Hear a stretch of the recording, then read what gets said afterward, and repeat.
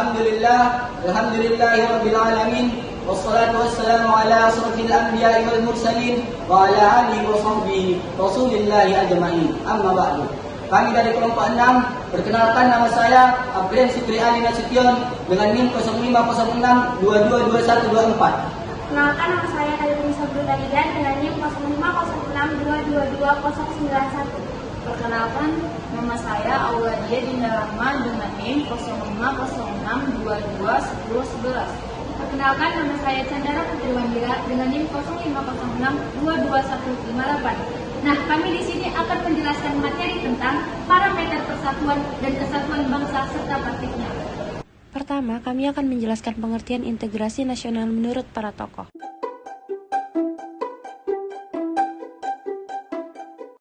Integrasi nasional adalah salah satu parameter persatuan dan kesatuan bangsa. Integrasi nasional menurut Nazaruddin Syamsuddin adalah proses penyatuan suatu bangsa yang mencakup semua aspek kehidupan, yaitu sosial, budaya, politik, dan ekonomi.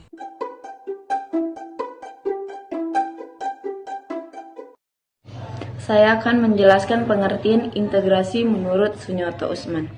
Menurut Sunyoto Usman, integrasi nasional adalah suatu proses saat kelompok-kelompok tertentu dalam masyarakat saling menjaga keseimbangan untuk mewujudkan kedekatan hubungan antar kelompok.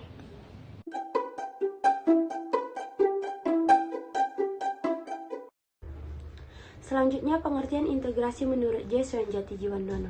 J. Sujanjati-Jiwandono mengatakan, integrasi nasional merupakan cara agar kelestarian persatuan nasional dalam arti yang luas dapat didamaikan dengan hak menentukan nasib sendiri.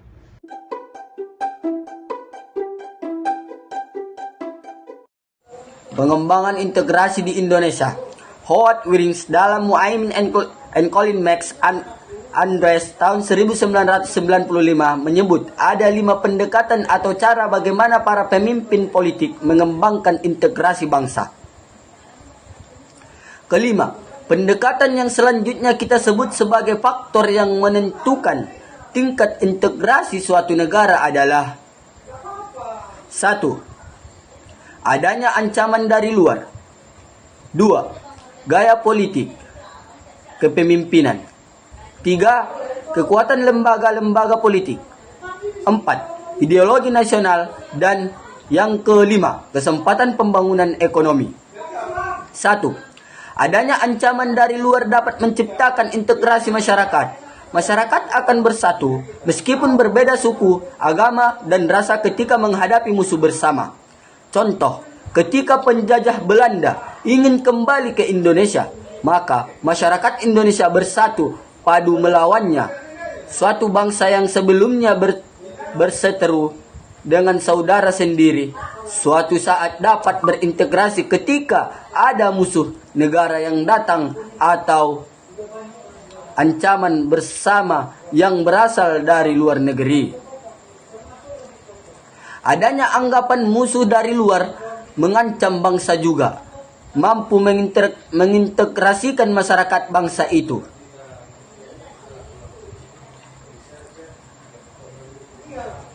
2. Gaya politik.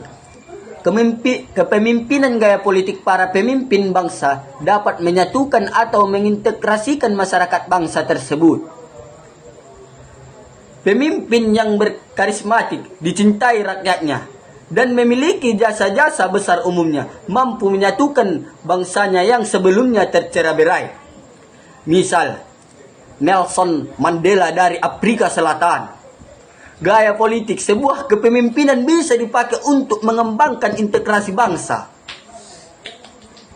3. Kekuatan lembaga-lembaga politik.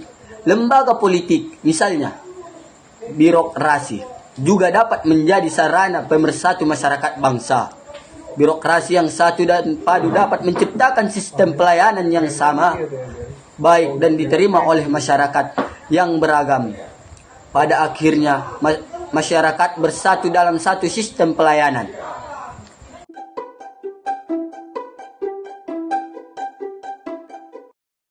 Baik, saya akan menjelaskan tentang pentingnya integrasi nasional.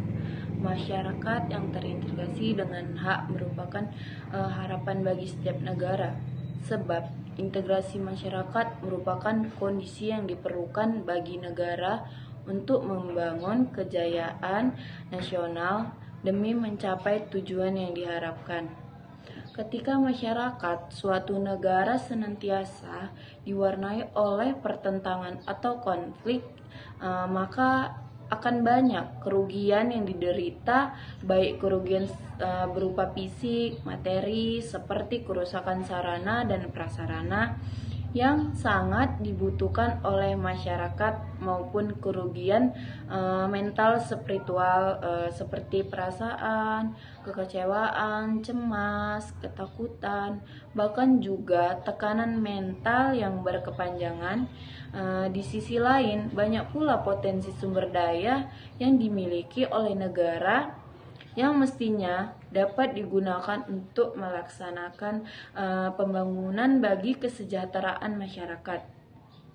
Harus dikorbankan untuk menyelesaikan konflik tersebut. Dengan demikian, negara yang senantiasa diwarnai konflik di dalamnya akan sulit untuk mewujudkan kemajuan. Integrasi masyarakat yang sepenuhnya memang sesuatu yang tidak mungkin diwujudkan, karena setiap masyarakat di samping membawakan potensi integrasi juga menyimpan potensi konflik atau pertentangan. Persamaan kepentingan, kebutuhan untuk bekerja sama, serta konsensus tentang nilai-nilai tertentu dalam masyarakat merupakan potensi yang mengintegrasikan. Sebaliknya, perbedaan-perbedaan yang ada dalam masyarakat seperti perbedaan suku, perbedaan agama, perbedaan budaya, dan perbedaan kepentingan adalah menyimpan potensi konflik, terlebih apabila perbedaan itu tidak dikelola dan disikapi dengan cara dan sikap yang tepat. Namun, apapun kondisi, integrasi masyarakat merupakan sesuatu yang sangat dibutuhkan untuk membangun kejayaan bangsa dan negara, dan oleh karena itu perlu senantiasa diupayakan kegagalan dalam mewujudkan integrasi masyarakat. Berarti kegagalan untuk membangun kejayaan nasional bahkan dapat mengancam kelangsungan hidup bangsa dan negara yang bersangkutan.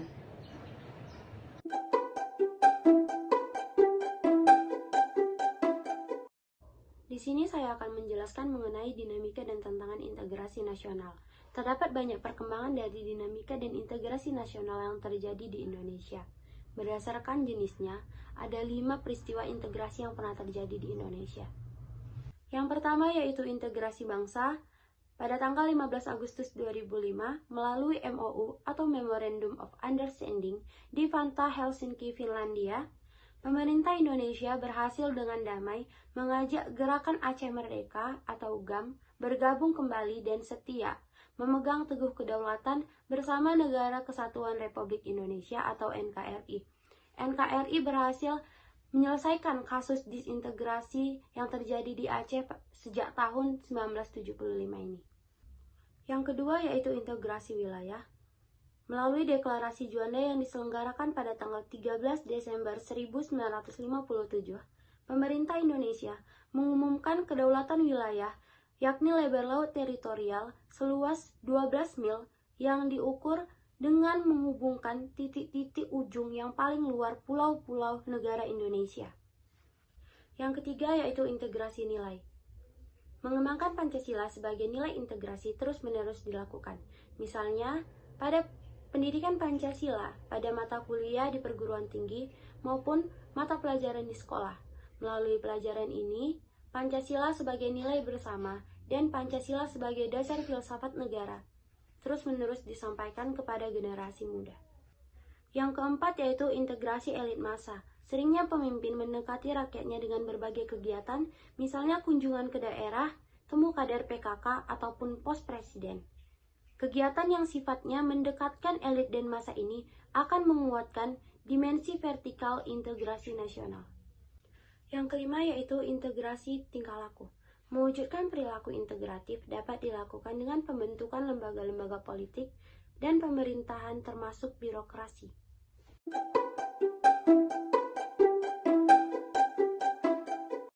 Saya di sini akan menjelaskan materi tentang tantangan dalam membangun integrasi.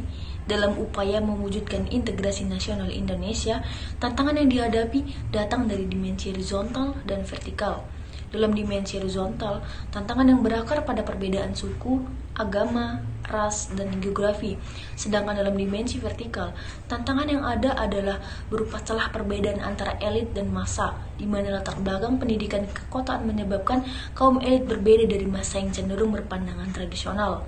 Masalah yang berkenaan dengan dimensi vertikal lebih sering muncul ke permukaan setelah berbaur dengan dimensi horizontal, sehingga hal ini memberikan kesan bahwa dalam kasus Indonesia, dimensi horizontal lah lebih menonjol daripada dimensi vertikalnya. Dengan dimensi horizontal ini, salah satu persoalan yang dialami oleh negara-negara berkembang termasuk Indonesia dalam mewujudkan integrasi nasional adalah masalah primordialisme yang masih kuat. Titik puncak goncangan primordial biasanya berkisar pada beberapa hal, yaitu masalah hubungan daerah atau kesukuan, ras, bangsa, daerah, dan kebiasaan. Masih besarnya ketimpangan dan ketidakmerataan pembangunan dan hasil pembangunan dapat menimbulkan berbagai rasa tidak puas dan keputusan di masalah SARA, gerakan separatisme, dan kedaerahan. Hal ini bisa berpeluang mengancam integrasi horizontal di Indonesia. Nah, terkait dengan dimensi vertikal, tantangan yang ada adalah kesediaan para pemimpin untuk terus-menerus bersedia berhubungan dengan rakyatnya. Pemimpin mau mendengar keluhan rakyat, mau turun ke bawah, dan dekat dengan kelompok-kelompok yang merasa dikucilkan. Tantangan atau konflik antar kelompok dengan berbagai latar belakang perbedaan yang ada tidak pernah tertutup sama sekali kemungkinannya untuk terjadi. Namun, yang diharapkan bahwa konflik itu dapat dikelola dan dicarikan solusinya dengan baik dan terjadi dalam kadar yang tidak terlalu mengganggu upaya pembangunan bagi kesejahteraan masyarakat dan pencapaian tujuan nasional. Di era globalisasi, tantangan itu ditambah oleh adanya tarikan global, di mana keberadaan negara-negara sering dirasa terlalu sempit untuk mewadahi tuntutan dan kecenderungan global. Dengan demikian, keberadaan negara berada dalam dua tarikan sekaligus. Nah, yang pertama, tarikan dari luar berupa globalisasi yang cenderung mengabaikan batas-batas negara, bangsa, dan yang kedua, tarikan dari dalam berupa kecenderungan menguatnya ikatan-ikatan yang sempit seperti ikatan etnis, kesukuan, atau kedaerahan. Disitulah nasionalisme dan keberadaan negara nasional mengalami tantangan yang semakin berat. Di sisi lain, tantangan integrasi juga dapat dikaitkan dengan aspek-aspek lain dalam integrasi, yakni aspek politik, ekonomi, dan sosial budaya. Sekian penjelasan dari kelompok kami. Wassalamualaikum warahmatullahi wabarakatuh.